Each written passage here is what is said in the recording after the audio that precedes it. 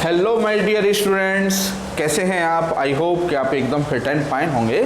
और बच्चों, आज मैं आपके लिए लेकर आया हूँ मूविंग चार्जेज एंड मैग्नेटिज्म का लेक्चर नंबर 4। और आज का टॉपिक है हमारा magnetic field due to a solenoid, और दूसरा टॉपिक है हमारा magnetic field due to a moving charge. ठीक है, तो बच्चों अक्सर ये जो सोलेनॉइड वाला जो डेरिवेशन है, इसको आप देखेंगे कि मोस्ट ऑफ दी बुक्स में इसको एम्पियर सर्क्यूटल लॉ से किया जाता है, और ज़्यादातर लोग इसको बायोट सावर्ट लॉ से नहीं कराते, एम्पियर सर्क्यूटल लॉ से ही कराते हैं।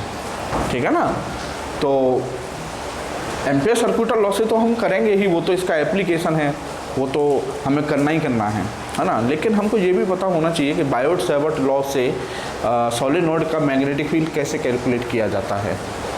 तो आज हम सोलेनॉइड का मैग्नेटिक फील्ड पता करेंगे किसकी हेल्प से, बायोट सावर्ट लॉ की हेल्प से।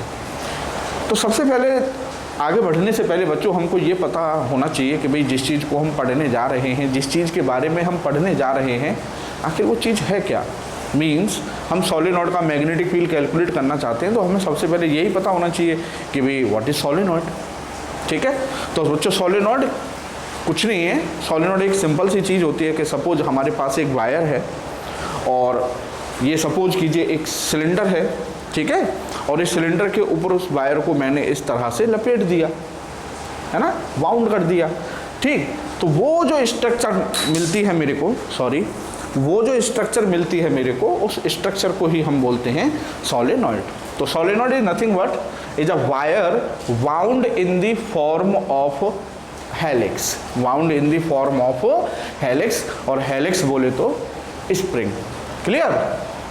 तो एक वायर को सिलेंडर के ऊपर हमने स्प्रिंग की फॉर्म में बाउंड कर दिया, तो वही हमारा सोलेनॉइड है। बोले साहब इसको सोलेनॉइड क्यों कहते हैं, है ना।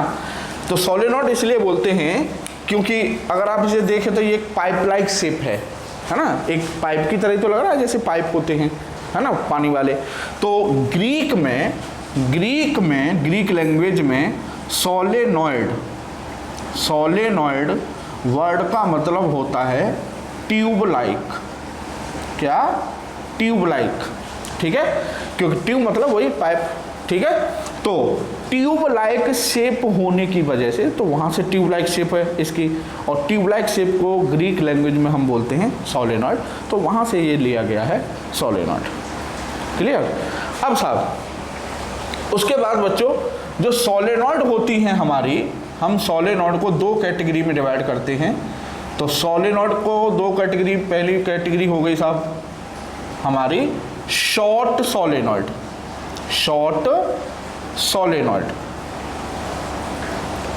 और दूसरी होती है हमारी long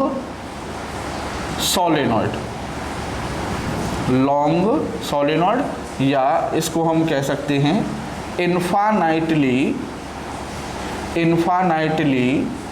long solenoid. Infinitely long solenoid. Short solenoid का मतलब होता है कि जो radius of solenoid is comparable to the length of the solenoid। कहने का मतलब सोलेनॉइड की रेडियस को हम लेंथ के आगे नेग्लेक्ट नहीं कर सकते शॉर्ट सोलेनॉइड के केस में, है ना। और इन्फानाइटली लॉन्ग सोलेनॉइड का मतलब होता है कि जो सोलेनॉइड की जो लेंथ होती है वो मच ग्रेटर देन होती है सोलेनॉइड की रेडियस से।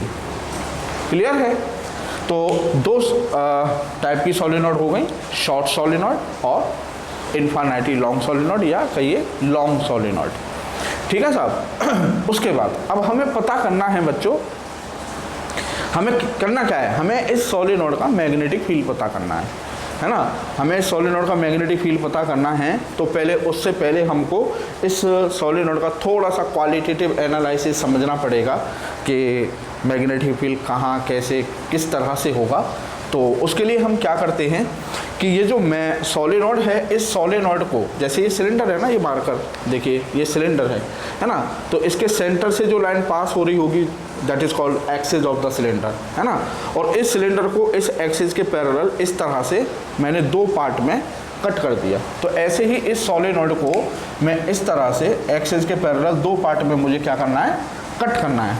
तो जब मैं कट करूँगा तो मुझे कुछ इस तरह से सोलेनॉइड का क्रॉस सेक्शन दिखाई देगा, ठीक है, कुछ इस तरह से सोलेनॉइड का क्रॉस सेक्शन दिखाई देगा, ठीक है। देखो ध्यान से देखिए, ये टर्न, ये जो टर्न है ये हमारी तरफ वाला टर्न है और पीछे से आ रहा है, ये मतलब पूरा सर्किल है ना, ये सर्कुलर कॉइल ऐसे ही तो लपेटा है हमने, तो ये ऐसे करके पीछे से ऐसे आ रहा है, ऐसे आ रहा था पीछे से और ऐसे, फिर पीछे गया, फिर ऐसे, फिर पीछे गया, फिर ऐसे, समझ रहे हो। तो इसमें करंट आ रही है नीचे की तरफ, इसका मतलब यहाँ से एंटर होके ये पेज मतलब बोर्ड के अंदर जाएगी करंट और पीछे ऐसे घूम के और तब यहाँ से बाहर की तरफ करंट आ रही है, समझिएगा बात को। यहाँ से ऐसे गई करंट नीचे नीचे नीचे तो फिर अंदर जाएगी इसमें, तभी तो पीछे घूम के जाएगी, फिर मतलब यहाँ से जो करंट है वो अंदर जा रही है, अंदर का मतलब माइनस जेड, है ना। तो इसको हम डिनोट करेंगे क्रॉस से, किससे, क्रॉस। तो ये जितने भी क्रॉस हैं ये डिनोट कर रहे हैं कि यहाँ पर जो करंट है अंदर की तरफ जा रही है। अब ये करंट अंदर की तरफ जाके ऐसे पीछे से घूम के फिर यहाँ से कैसे आएगी, बाहर की तरफ। तो ये हो गए साहब हमारे डॉट्स, ठीक है, ये हो गए डॉट्स। डॉट का मतलब कि जो करंट है वो यहाँ पर बोर्ड के परपेंडिकुलर बाहर की तरफ आ रही है, ठीक है। और आप समझ रहे होंगे कि यार ये क्या है, ये सोलेनॉइड का क्रॉस सेक्शन है बच्चों। एक्चुअल में सोलेनॉइड थी आपकी सिलिंड्रिकल, ठीक है, उसको मैंने दो पार्ट में कट कर दिया, एक पार्ट को मैंने हटा दिया, तो ये दूसरा वाला पार्ट है जो ऐसे रखा हुआ है, ये सिलेंडर ऐसा वाला पार्ट, समझ रहे हैं, वो ऐसे रखा हुआ है। तो इसमें क्या है, इस यहाँ से जो करंट है वो अंदर जा रही है और पीछे ऐसे घूम के यहाँ से बाहर आ रही है। एक बार आइंस्टीन साहब ने कहा था बच्चों कि imagination is more important then knowledge. अगर आप फिजिक्स में चीज़ों को पिक्चराइज कर पा रहे हैं, इमेजिन कर पा रहे हैं, तो समझ जाइए कि आप सही ट्रैक पर जा रहे हैं। क्या, imagination is more important then knowledge. आप कितनी गहराई तक इमेजिन कर सकते हैं। तो यहाँ तो इतनी गहराई भी नहीं है, यहाँ तो बहुत छोटी सी बात है कि एक सिलेंडर सोचिए और उस सिलेंडर के दो पोर्शन, हाफ पोर्शन सोचिए, तो ये एक हाफ पोर्शन है उस सिलेंडर का और वो इस तरह से आपके सामने रखा हुआ है। यहाँ पर करंट अंदर की तरफ जा रही है और पीछे से ऐसे घूम के यहाँ से बाहर आ रही है, दैट्स इट, ठीक है। अब साहब अब यहाँ पर मैं कहीं भी, this is the axis of solenoid, this is the axis of solenoid, clear. अब यहाँ पर अगर बच्चों मैं कोई एक पॉइंट लेता हूँ, सपोज करो मैंने यहाँ पर एक पॉइंट ले लिया, ये P, क्लियर। अब इस P पर भाई इसकी वजह से भी मैग्नेटिक फील्ड होगा और इस वाले टर्न की वजह से भी मैग्नेटिक फील्ड होगा, होगा नहीं होगा, ठीक है। तो इसकी वजह से जो मैग्नेटिक फील्ड होगा, ये सब एक के नीचे एक है, ठीक है ना। अगर थोड़ा सा इधर उधर लग रहे हो, जैसे ये है तो इसके नीचे है ये वाला, जस्ट नीचे, ठीक है। तो ये हो गया साहब आपका ये क्रॉस।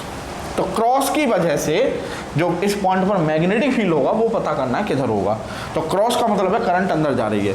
तो मैंने आपको बताया था right hand palm rule number 1, है ना। तो right hand palm rule number 1 कहता है कि फिंगर्स को पॉइंट की तरफ कर लो। तो मैंने ये पॉइंट है, फिंगर्स को मैंने पॉइंट की तरफ कर लिया और थंब को करंट की तरफ करना है, थंब को करंट की तरफ करना है। तो करंट अंदर जा रही है तो मैंने थंब को अंदर कर लिया। तो outward normal on the palm, तो outward normal on the palm किधर आ रहा है, इधर आ रहा है। तो इसका मतलब ये हो गई साहब मैग्नेटिक फील्ड की डायरेक्शन, ठीक है। ये मैग्नेटिक फील्ड की डायरेक्शन हो गई इस पॉइंट पर, इसकी वजह से। अब यहाँ पर लो साहब, इसकी वजह से यहाँ इस पॉइंट पर, तो करंट किधर आ रही है, बाहर की तरफ। तो ये लो जी, ठीक है, करंट बाहर की तरफ आ रही है तो थंब हो गया करंट की तरफ, ठीक है। और पॉइंट है नीचे, तो ये हो गया साहब, है ना। देखो पॉइंट की तरफ फिंगर हो गई, थंब हो गया मेरा बाहर मतलब प्लस जेड की तरफ। तो आउटवर्ड नॉर्मल किधर आएगा, प्लस एक्स। कहने का मतलब इसकी वजह से भी मैग्नेटिक फील्ड इधर ही होगा, क्लियर। कहने का मतलब ये हुआ कि ऐसे एक पॉइंट यहाँ ले लिया, फिर एक पॉइंट में मान लो यहाँ ले लूँ, तो इसकी वजह से मैग्नेटिक फील्ड और इसकी वजह से मैग्नेटिक फील्ड दोनों पैरेलल होंगे, दोनों पैरेलल होंगे मतलब दोनों ऐड हो जाएंगे। तो ऐसे कहीं भी पॉइंट ले लो, यहाँ पर एक पॉइंट ले लो, तो इसकी वजह से जो मैग्नेटिक फील्ड होगा और इसकी वजह से जो मैग्नेटिक फील्ड होगा वो दोनों एक ही डायरेक्शन में होंगे, है ना। कंक्लूजन ये निकला कि सोलेनोइड के अंदर आप कहीं कोई पॉइंट लेते हैं तो इन दोनों पार्ट्स की वजह से, ऊपर वाले और नीचे वाले की वजह से मैग्नेटिक फील्ड जो होगा वो एक ही डायरेक्शन में होगा, मतलब दोनों के मैग्नेटिक फील्ड ऐड हो रहे होंगे। क्लियर? तो कहने का मतलब जब दो वेक्टर ऐड होते हैं तो भाई रिजल्टेंट ज़्यादा होता है ना। तो कहने का मतलब यहाँ पर इस सोलेनोइड के अंदर इस रीजन में, इसको बोलते हैं इनसाइड द सोलेनोइड, तो सोलेनोइड के अंदर कहीं भी कोई भी पॉइंट ले लें तो इस पार्ट की वजह से और इस पार्ट की वजह से मैग्नेटिक फील्ड एक ही डायरेक्शन में है। तो कहने का मतलब सारे के सारे मैग्नेटिक फील्ड वेक्टर ऐड होते चले जाएंगे। क्लियर?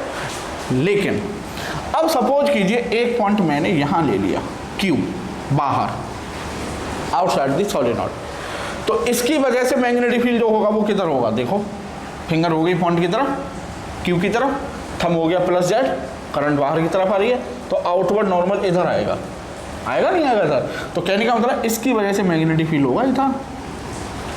अब इसकी वजह से देखें, इस वाले की वजह से यहाँ पर, तो देखो ये भाई फिंगर पॉइंट की तरफ हो गई, ठीक है, थंब हो गया करंट की तरफ, अंदर की तरफ, आउटवर्ड नॉर्मल इधर आएगा। कहने का मतलब इसकी वजह से मैग्नेटिक फील्ड इधर होगा, हाँ या ना?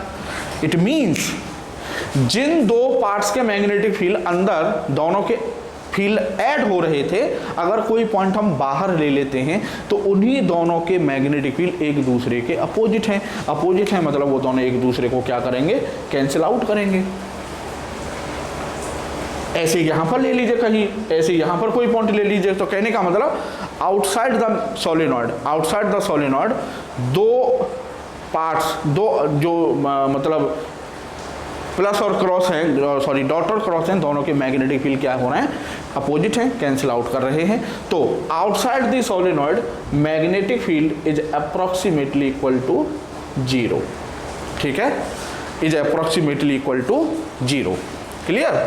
तो कहने का मतलब ये है कि सोलेनोइड के बाहर जो मैग्नेटिक फील्ड है वो लगभग 0 होता है और सोलेनोइड के अंदर मैग्नेटिक फील्ड स्ट्रांग होता है, क्योंकि सारे के सारे टर्न्स के जो मैग्नेटिक फील्ड हैं वो एक ही डायरेक्शन में हैं और सब के सब ऐड होते जा रहे हैं। क्लियर? आई होप कि आप समझ रहे होंगे। अब साहब अब बात बढ़ती है आगे। ये तो थी ओवरऑल इसके बारे में थोड़ी सी जानकारी कि भाई सोलेनोइड क्या है, सोलेनोइड के अंदर मैग्नेटिक फील्ड होगा, बाहर मैग्नेटिक फील्ड क्या होगा, सोलेनोइड के टाइप कितने हैं, ठीक है। तो अब ज़्यादा आगे न बढ़ते हुए अब सीधे मुद्दे पर आते हैं, इसके डेरिवेशन पर, ठीक है। तो बच्चों अब करते हैं इसका हम डेरिवेशन। तो ये एक शॉर्ट सोलेनोइड है, शॉर्ट सोलेनोइड मतलब एक फाइनाइट लेंथ की सोलेनोइड है, ठीक है, और number of turns per unit length of the solenoid is small n। Number of turns per unit length, जैसे मान लीजिए इसकी कोई भी l लेंथ है तो इसकी यूनिट लेंथ बोले तो 1 मीटर 1 सेंटीमीटर, तो इस 1 सेंटीमीटर में कितने टर्न हैं वायर के, that is called number of turns per unit length of the solenoid. तो वो कितने हैं? स्मॉल n, ठीक है। तो बच्चों अब हमें एक पॉइंट है सोलेनोइड की एक्सिस पर, ये एक्सिस है, ये कोई पॉइंट है P, ठीक है। अच्छा ये कहीं भी है, कहीं से मतलब ऐसा नहीं है कि वो जस्ट मिड पॉइंट पर है ना, नहीं। जैसे हमने अभी स्ट्रेट वायर वाला मैग्नेटिक फील्ड के लिए फॉर्मूला ड्राइव किया था तो वहाँ पर अनसिमेट्रिकल था, मतलब ये वायर था, तो ऐसा नहीं है कि इसके जस्ट सेंटर पर मिड पॉइंट पर है मैग्नेट जो पॉइंट है L/2 नहीं, मतलब वो कहीं भी ले लिया था हमने कि कहीं भी हो सकता है, अनसिमेट्रिकल है। तो वही चीज़ यहाँ पर है कि ये जो पॉइंट P है ये L है, मतलब टोटल लेंथ L है सोलेनोइड की, तो ऐसा नहीं है कि ये L/2 और ये L/2, नहीं, अनसिमेट्रिकल है कहीं भी, ठीक है। तो इस पॉइंट P पर हमें इस सोलेनोइड की एक्सिस पर मैग्नेटिक फील्ड पता करना है। तो देखिए सिस्टमेटिक वे में हमने बायोट-सैवर्ट लॉ से सर्कुलर कॉइल के लिए मैग्नेटिक फील्ड का फॉर्मूला ड्राइव किया था, एक सर्कुलर कॉइल के सेंटर पर, आर्क पर, और उसके बाद फिर हमने सर्कुलर कॉइल की एक्सिस पर मैग्नेटिक फील्ड का फॉर्मूला ड्राइव किया था, आपको याद होगा, ठीक है। तो ये सपोज सर्कुलर कॉइल है और इस सर्कुलर कॉइल की एक्सिस पर ये कोई पॉइंट है P, ये सेंटर O, तो इस पॉइंट P पर एक्सिस पर जो मैग्नेटिक फील्ड होता था वो होता था साहब B is equal to mu naught I R² upon 2 R square plus X square to the power 3/2। याद आया होगा आपको, ठीक है ना। यहाँ पर ये साहब सोलेनोइड की कॉइल की रेडियस, और ये आपका सेंटर से और इस पॉइंट P तक की डिस्टेंस होती थी हमारी x। क्लियर। तो अब आप देखिए, वो कहते ना बायोट-सावर्ट लॉ का डायरेक्ट एप्लीकेशन नहीं है, मतलब है तो बायोट-सावर्ट लॉ एप्लीकेशन, लेकिन डायरेक्ट मतलब ऐसा नहीं कि डायरेक्ट बायोट-सावर्ट लॉ लग रहा है। बायोट-सावर्ट लॉ का एप्लीकेशन डायरेक्ट था इसमें, सर्कुलर कॉइल के एक्सिस में। अब इसका यूज करेंगे हम किस में, सोलेनोइड में, है ना। तो कहने का मतलब अगर हम ये भी कह सकते हैं कि बायोट-सावर्ट लॉ के बच्चे का बच्चा है, मतलब ये जो डेरिवेशन है ये बायोट-सावर्ट लॉ का एक तरह से ग्रैंडसन है। नहीं भाई, ये डायरेक्ट हुआ था बायोट-सावर्ट लॉ से, डायरेक्ट बायोट-सावर्ट लॉ अप्लाई किया था, तब हमने ये फॉर्मूला लिया था। यहाँ पर हम डायरेक्ट बायोट-सावर्ट लॉ अप्लाई नहीं कर रहे, यहाँ पर क्या है, जो बायोट-सावर्ट लॉ से ऑलरेडी हमारे पास रिजल्ट है उस रिजल्ट को यूज कर रहे हैं, ठीक है। तो हमने क्या किया बच्चों कि ये साहब हमारी सोलेनोइड है, सिलिंड्रिकल। अब देखो इसमें हमने क्या किया, इसमें हमने सोलेनोइड में ध्यान से देखिएगा, ठीक है, एक हमने dx, ये ऐसे आपको दिखाई दे रहा होगा, ये इस तरह से पूरा ऐसे करके मतलब पूरा हमने एक dx थिकनेस की एक हमने इस पर रिंग ली, कॉइल ली, ठीक है। ये आपको ये क्या सा लग रहा है, रेक्टेंगल, रेक्टेंगल नहीं है ये ऐसे करके घूम रही है, ये यूं करके, समझ रहे हो, यूं। क्लियर। तो ये उसका आपको क्या दिख रहा है, क्रॉस सेक्शन।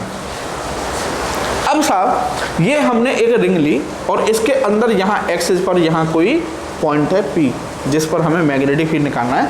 तो कहने का मतलब ये हुआ कि ये जो पॉइंट P है ये इस कॉइल की एक्सिस पर लाई कर रहा है, जो कि उसके सेंटर से कितनी दूर है, x डिस्टेंस पर है, ठीक है। कितनी डिस्टेंस पर है, x डिस्टेंस पर है, और इसकी जो रेडियस है वो है capital R।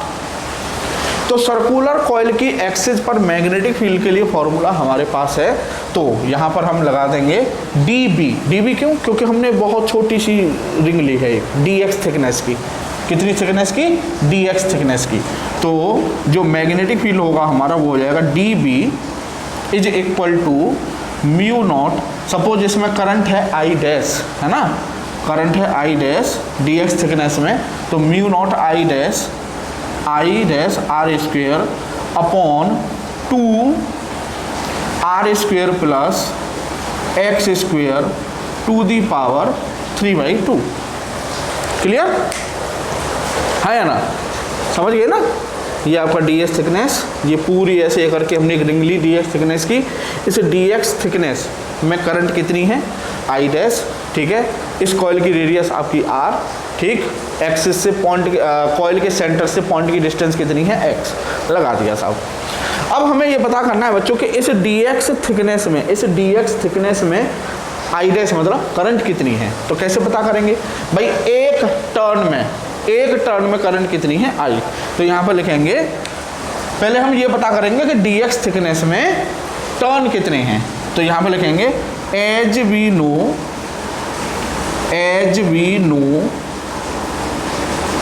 the number of turns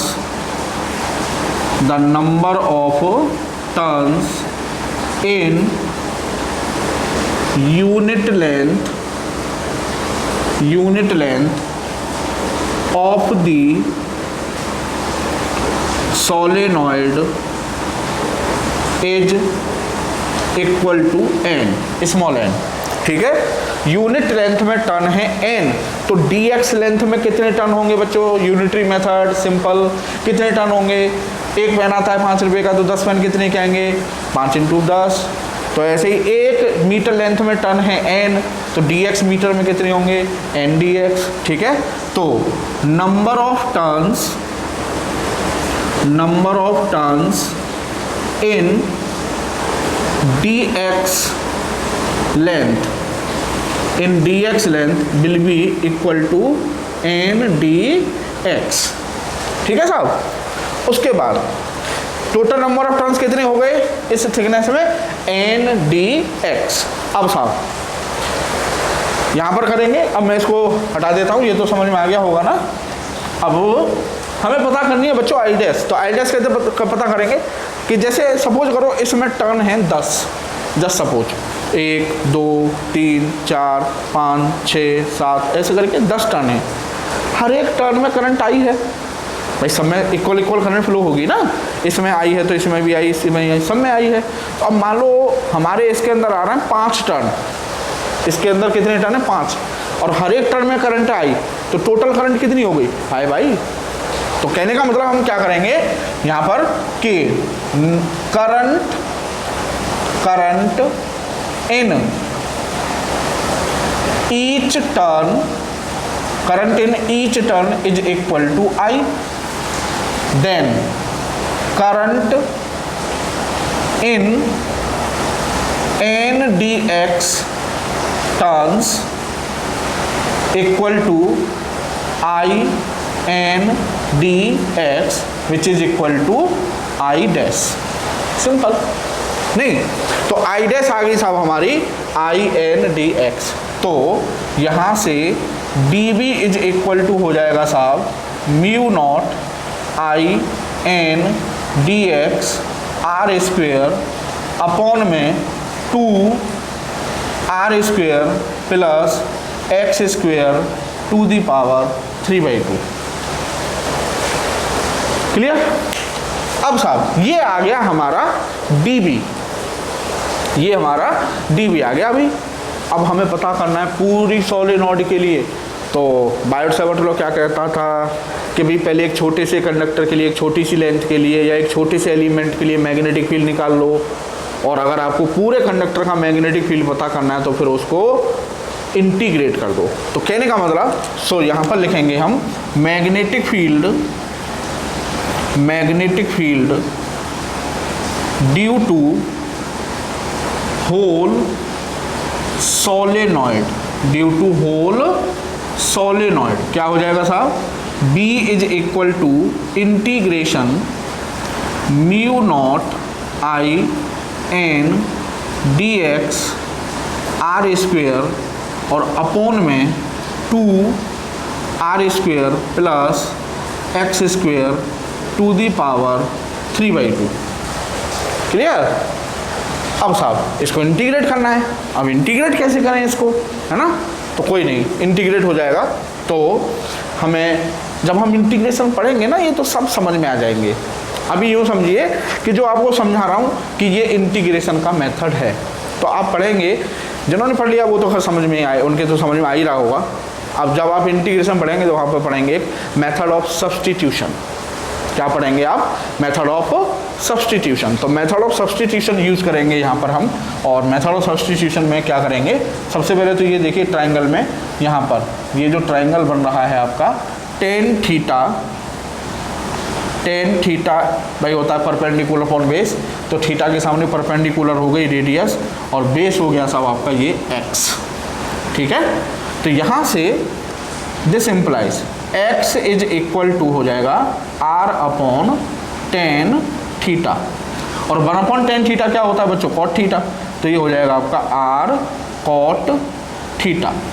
clear. x की वैल्यू आ गई साहब r कॉट थीटा।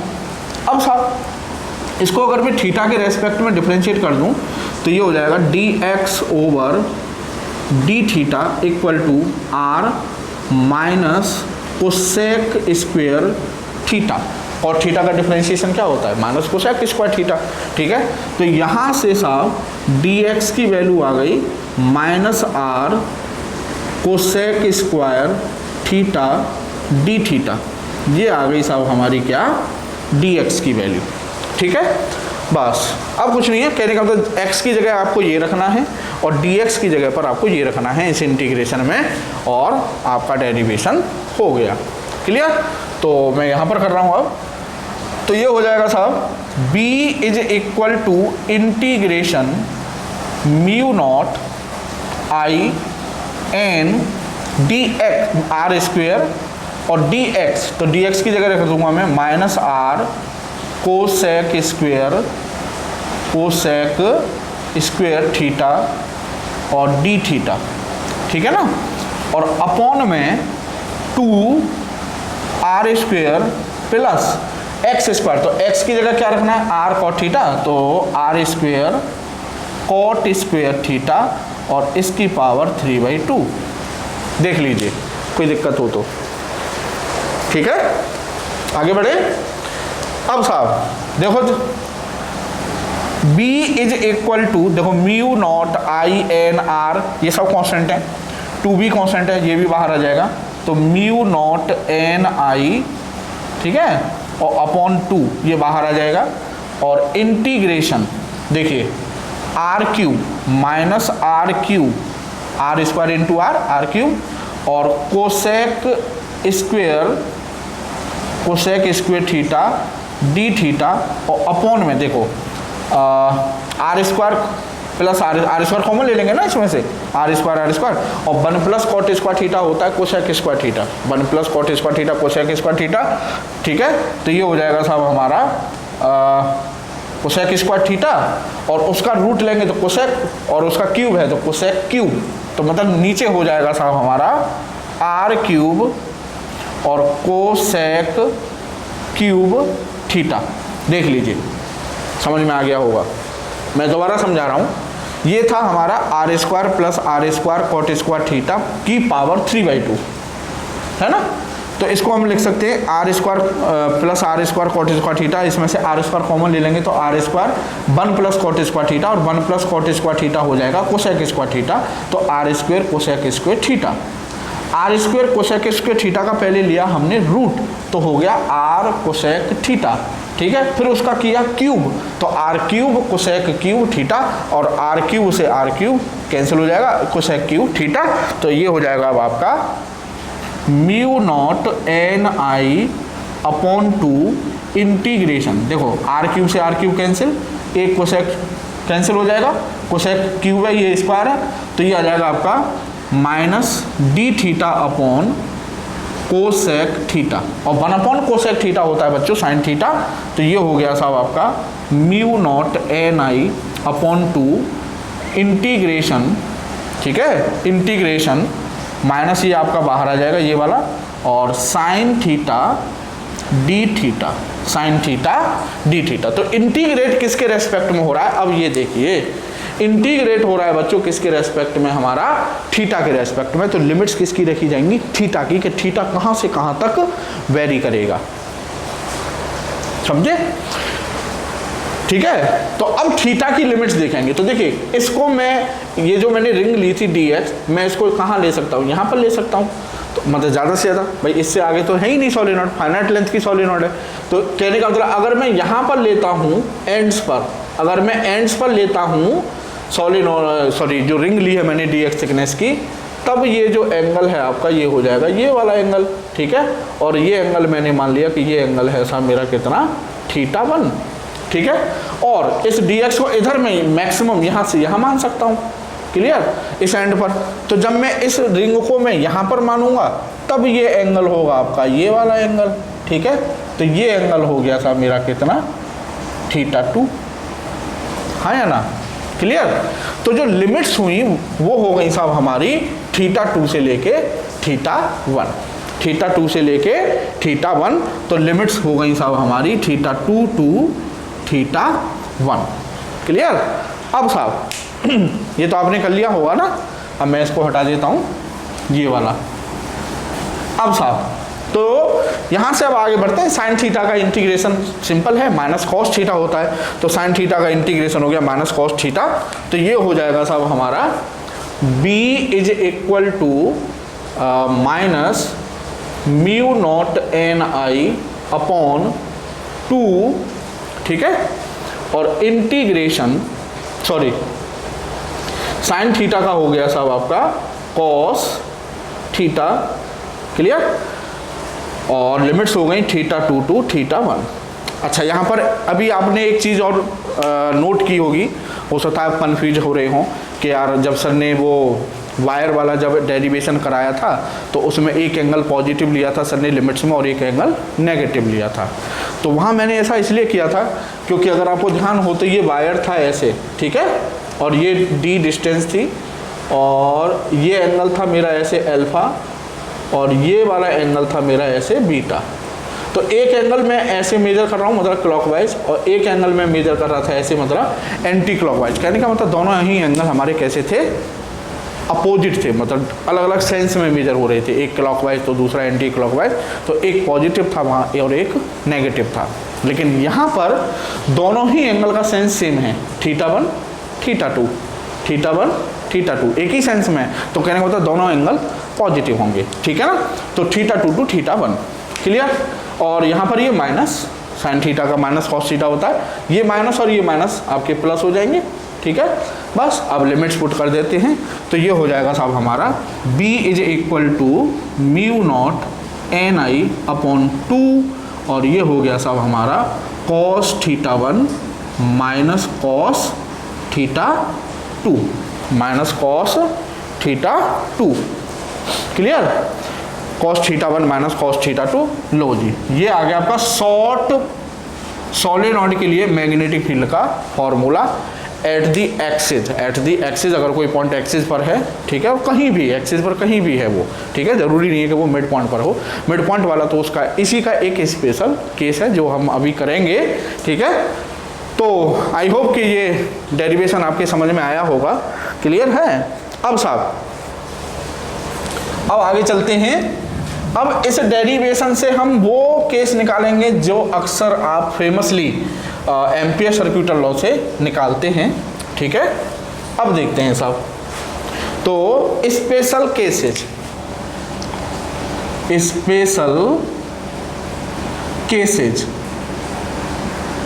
ठीक है। Special cases, case first, case first. और केस फर्स्ट क्या है हमारा कि solenoid is very long. If solenoid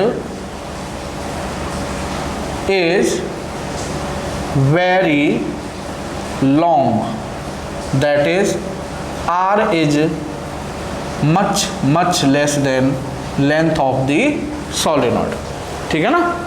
and point P lies at the mid point, point P lies at the mid point, ठीक है साहब। तो कोई नहीं, मैथमेटिक्स बोलता है, मैथमेटिक्स बोलता है बच्चों। और मैथमेटिक्स क्या बोल रहा है कि वो कह रहा है कि अब देखो ये जो आपकी सोलेनॉइड है ये इधर चलती जा रही है इनफाइनाइट की तरफ, इधर ये जो सोलेनॉइड है ये इधर चलती जा रही है किधर, इनफाइनाइट की तरफ। तो अब ये वाला एंगल पकड़ लो θ1, ठीक है। अगर इस लेंथ को मैं ऐसे थोड़ा बढ़ा दूं तो लो जी ये एंगल हो जाएगा आपका ऐसे, ठीक है, मतलब θ1 और कम हो जाएगा। और आगे बढ़ा दूं तो फिर ये एंगल साहब और कम हो जाएगा, और आगे बढ़ा दूं तो और कम हो जाएगा, और आगे बढ़ा दूं तो और कम हो जाएगा। तो पैटर्न कह रहा है कि जैसे जैसे ये लेंथ इन्फिनिटी की तरफ जाएगी तो ये θ1 क्या हो जाएगा, 0। तो in that case θ1 becomes equal to 0 degree. सही है। अब इस वाले को देखो, अगर मैं इस लेंथ को ऐसे बढ़ाता रहूं इनफाइनाइट की तरफ, ठीक है, तो ये एंगल है आपका, तो ये एंगल हो जाएगा साहब आपका ऐसे, ठीक है, मतलब ये एंगल यहाँ से और बढ़ जाएगा। और लेंथ बढ़ा दूं तो फिर ये ऐसे हो जाएगा, मतलब ये एंगल और बढ़ जाएगा, तो इनफाइनाइट की तरफ जाएगा। तो ये देखो एंगल यहाँ से यहाँ आया, फिर यहाँ आएगा, कहने का मतलब क्या हो जाएगा 180, यहाँ से यहाँ क्या हो जाएगा 180। तो कहने का मतलब θ1 0 and θ2 becomes equal to 180 degree. कब? अगर सोलेनॉइड इनफाइनाइट लेंथ की है और पॉइंट उसके मिड पॉइंट पर है एक्सिस पर, तब θ1 equal to 0 and θ2 equal to 180 degree. यहाँ पर रख दीजिए, मैथमेटिक्स बोलता है, यहाँ पर रख दीजिए। तो b इज इक्वल टू हो जाएगा बच्चों mu naught ni upon 2 cos 0 minus cos 180, ठीक है। cos 180 की वैल्यू -1, -1 माइनस प्लस 1 प्लस 1 2, 2 से 2 कैंसिल हो जाएगा। तो b इक्वल टू आ जाएगा बच्चों म्यू नॉट ni। और अभी आगे चल के इसी फॉर्मूले को हम ड्राइव करेंगे एम्पियर सर्क्यूटल लॉ से। क्लियर? अच्छा, इस डेरिवेशन को कराने का मेरा एक उद्देश्य अलग था, मतलब ये आपके समझ में आए या ना आए इट डजंट मैटर, अगर आपकी समझ में नहीं आता है तो आप बिल्कुल भी टेंशन ना लें, रिजल्ट याद रखें, ठीक है, रिजल्ट याद रखें, रिजल्ट को याद रखने में तो कोई दिक्कत है नहीं। बाकी ये प्रोसीजर नहीं समझ में आया तो टेंशन ना लें, क्योंकि सीबीएसई में आपके बोर्ड में ये नहीं पूछा जाएगा, क्योंकि आपके सिलेबस में है ही नहीं, ठीक है ना। अब आप कह रहे होंगे यार ये तो सर हमारा वैसे ही टाइम वेस्ट कर रहा है। टाइम वेस्ट नहीं कर रहा भाई, हम कब कोई जब चीज़ पढ़ते हैं तो हमको ये तो पता होना चाहिए ना कि ये चीज़ हम पढ़ क्यों रहे हैं, क्या मतलब है, ये क्यों पढ़ाया जा रहा है। अभी जब हम एम्पियर सर्किट लॉ पढ़ेंगे, समझना, एम्पियर सर्किट लॉ पढ़ेंगे और एम्पियर सर्किट लॉ से इस फॉर्मूले को ड्राइव करेंगे, और आपके मन में आ गया कि यार इस फॉर्मूले को क्या हम बायोट-सावर्ट लॉ से नहीं कर सकते थे, उससे क्यों नहीं किया हमने, ठीक है।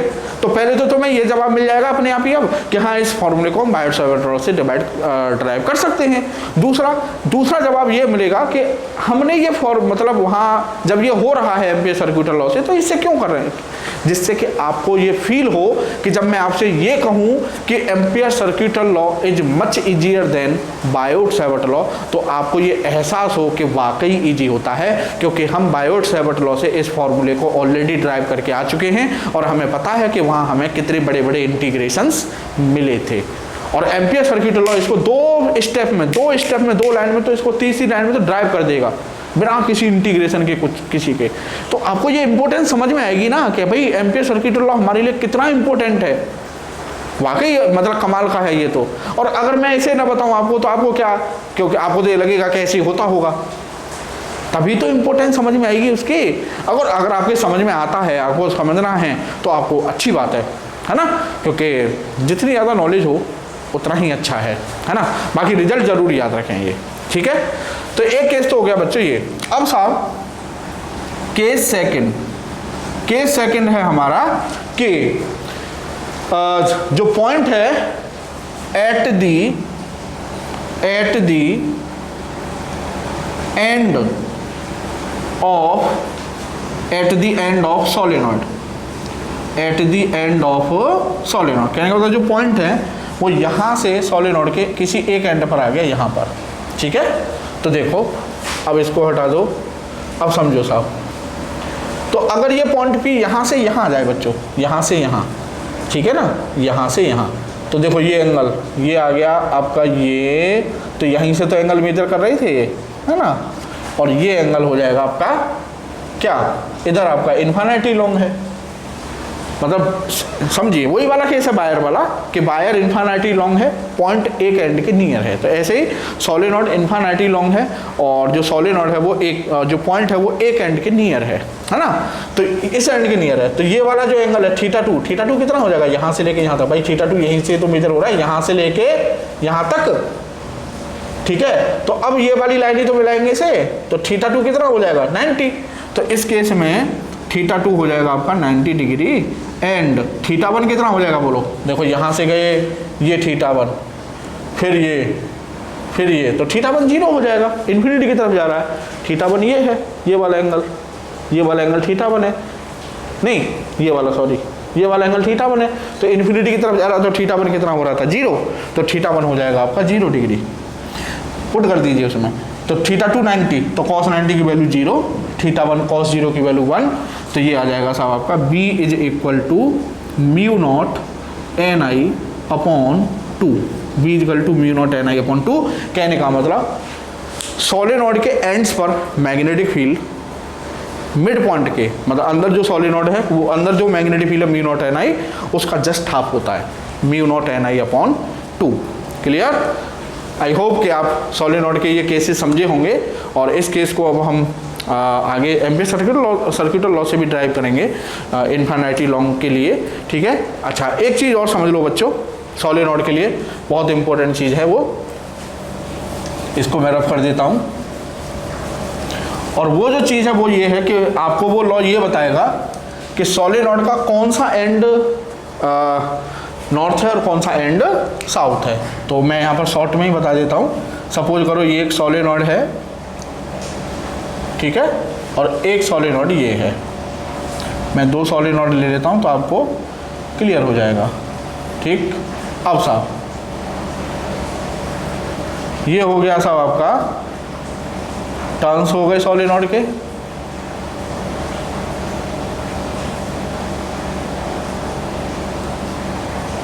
ठीक है जी।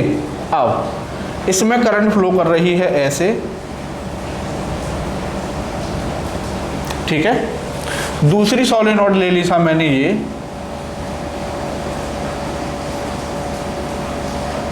हो गई साहब दूसरी सोलेनोइड, ठीक है।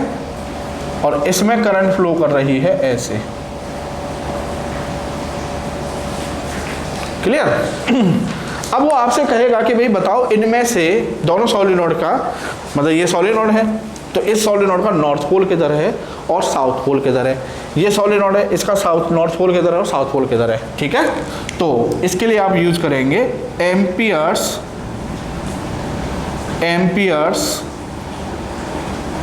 Right hand rule. है सब दाएं बाएं हाथ का खेल, सब दाएं बाएं हाथ का खेल है, समझ रहे हैं। तो एम्पियर्स राइट हैंड रूल, और एक ही रूल है, बार बार बस कभी एम्पियर कह देता है, कभी राइट हैंड थंब रूल, कभी राइट हैंड पाम रूल, एक ही रूल है वो, ठीक है। तो एम्पियर्स राइट हैंड रूल क्या कहता है कि ग्रास्प माने पकड़ना, grasp the solenoid in right hand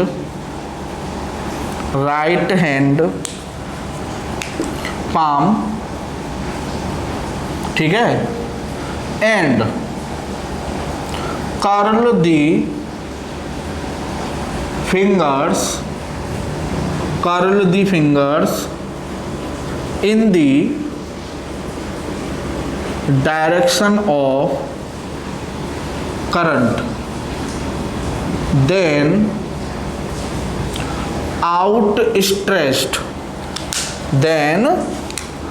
outstretched thumb will be towards north pole of the solenoid, simple. वो कह रहा है कि आपको राइट हैंड पाम में सोलेनोइड को इस तरह से पकड़ना है कि जो फिंगर्स हैं वो करंट की डायरेक्शन में बंद हो। कर्ल का मतलब बंद होना, फिंगर्स करंट की डायरेक्शन में बंद हो। तो जैसे अब ये है तो करंट कैसे जा रही है, यहाँ से गई अंदर से ऐसे घूम के आएगी, पीछे से बाहर, है ना।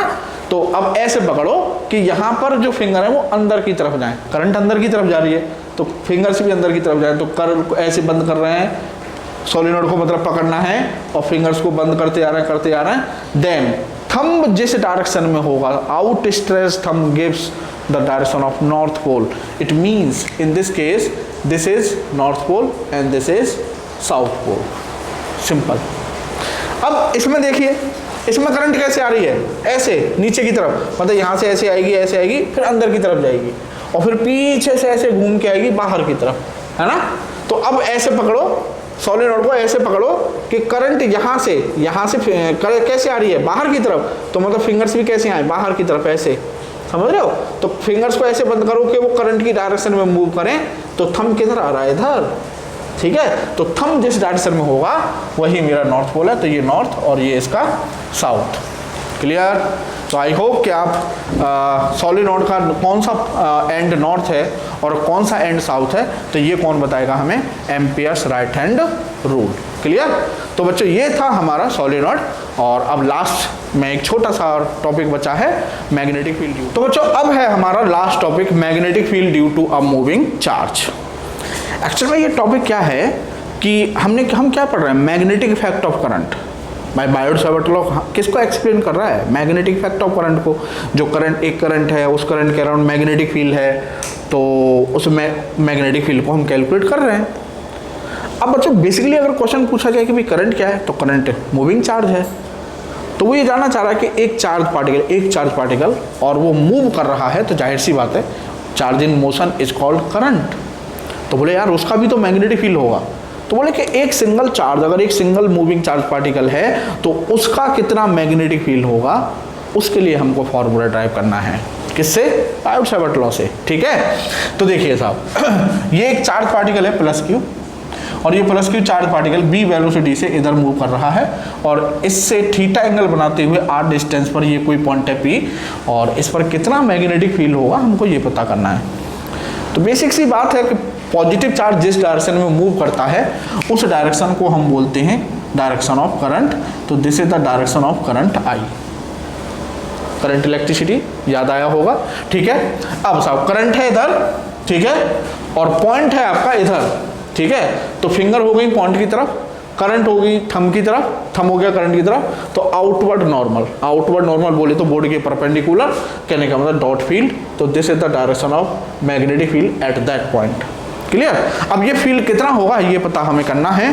तो सपोज करो ये चार्ज पार्टिकल बी वेलोसिटी से चल रहा है, कितनी वेलोसिटी से, बी वेलोसिटी से। तो distance travelled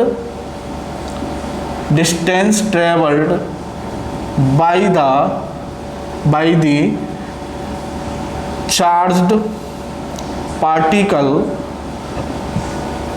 in time delta T, ठीक है। तो distance speed is equal to distance upon time, distance is equal to speed into time. तो सपोज वो डिस्टेंस चली उसने डेल्टा एल, तो स्पीड इनटू टाइम बोले तो बी इनटू डेल्टा टी, इतनी डिस्टेंस कवर कर ली साहब, ठीक है। अब साहब अब यहां से एज मूविंग चार्ज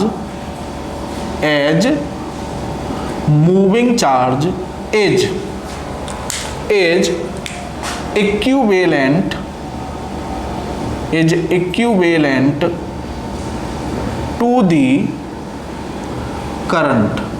पता है साहब हमें मूविंग चार्ज करंट के इक्विवेलेंट होता है ना। तो I इज इक्वल टू हो जाएगा साहब Q अपॉन डेल्टा टी, हो गया साहब, ठीक है। बस अब according to Biot Savart law, delta B is equal to I या D B is equal to I D L sine theta और upon R square. D B is equal to I D L sine theta mu naught upon 4 pi I D L sine theta upon R square, ठीक है साहब। तो बस I और D L की values put करनी है आपको। तो यहां से D B is equal to हो जाएगा mu naught upon 4 pi I की वैल्यू कितनी आई है साहब हमारी, क्यू अपॉन डेल्टा टी। तो Q upon delta T into delta L क्या है साहब, डी एल, ठीक है। डेल्टा एल या डी एल एक ही बात है, ठीक है। इसको डेल्टा एल कर लो तो, और ये भी फिर डेल्टा हो जाएगा, ठीक है। तो डेल्टा एल की वैल्यू कितनी है, बी इंटू डेल्टा टी। तो बी इंटू डेल्टा टी और साइन थीटा और अपॉन में साहब यहाँ आपका आर स्क्वेयर, डेल्टा टी से डेल्टा टी कैंसिल। तो D B is equal to mu naught upon 4 pi Q B sine theta और अपॉन में R square, Q B sine theta upon R square. ये आ गया था मूविंग चार्ज के लिए मैग्नेटिक फील्ड का फॉर्मूला। और if theta is equal to 90 degree, कहने का मतलब सपोज ये चार्ज पार्टिकल की वेलोसिटी है, ये चार्ज पार्टिकल, ठीक है, प्लस क्यू, और ये इससे ठीक 90 डिग्री पर वेलोसिटी और आर के बीच एंगल जो है 90 डिग्री है, ये एंगल 90 डिग्री है, ठीक है। तब जो फॉर्मूला होगा वो हो जाएगा आपका D B is equal to mu naught upon 4 pi Q B upon में R square, Q B upon R square. अच्छा, एक और सवाल आ रहा होगा बच्चों कि ये क्या ये चार्ज पार्टिकल नेगेटिव नहीं हो सकता? बिल्कुल हो सकता है। अगर ये चार्ज पार्टिकल नेगेटिव होता, मान लो ये चार्ज पार्टिकल आपका माइनस क्यू होता और ये इधर जा रहा होता बी वेलोसिटी से, तो कोई दिक्कत नहीं, करंट की डायरेक्शन चेंज हो जाती और यहाँ पर इस पॉइंट पर मैग्नेटिक फील्ड की डायरेक्शन हो जाती है, जो अभी डॉट है मतलब जो प्लस जेड की तरफ है वही फील्ड आपका माइनस मतलब क्रॉस फील्ड हो जाता, और कोई फर्क नहीं पड़ेगा। ठीक है, बस इतना ध्यान रखिए, पॉजिटिव चार्ज जिस डायरेक्शन में मूव करता है वो करंट की डायरेक्शन है, और नेगेटिव चार्ज जिधर मूव कर रहा है उसके जस्ट अपोजिट करंट की डायरेक्शन है, बाकी कोई चेंज नहीं आएगा। तो direction of magnetic field change हो जाएगी बस। ठीक है ना, तो ये था आपका मूविंग चार्ज के लिए मैग्नेटिक फील्ड का फॉर्मूला, आप इसको याद रखिएगा, μ0/4 क्यूबी साइन θ/r²। तो आज के लिए बच्चों इतना ही। ठीक है, मिलते हैं आपसे नेक्स्ट वीडियो में नए टॉपिक के साथ, तब तक के लिए थैंक यू, जय हिंद।